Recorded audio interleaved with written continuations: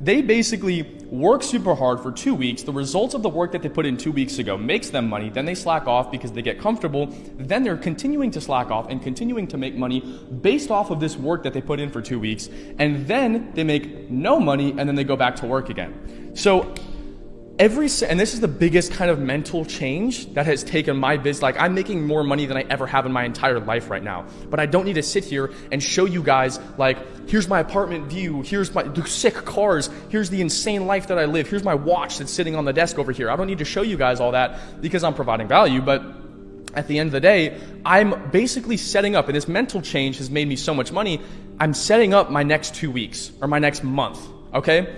So you have to essentially, whenever you're doing inputs in your business, right? Because that could be with anything. That could be with, setting up ads, setting up traffic, hiring teams, whatever. If you guys believe it or not, with my program, I have a team of one. No, that's unheard of.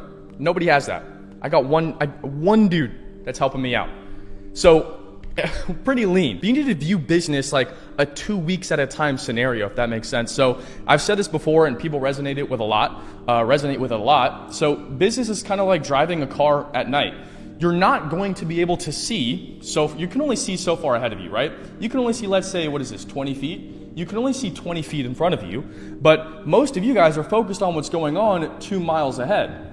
So at the end of the day, let's say you're driving a car at night, your headlights, which is just the realistic time frame on which you can view things and make decisions, because the truth about business is that you need information to make decisions, and information is data. So you have to go do inputs, right? For example, if you're running ads, if you're running 3 ad sets, you don't have enough data to make a educated decision. If you've only spent $20 on ads, you don't know what you need to do because you've only spent $20, versus if you spent $4,000, you'd have a lot more data, therefore you can make a better decision. The man who can make the better decisions is the man who has access to the most data.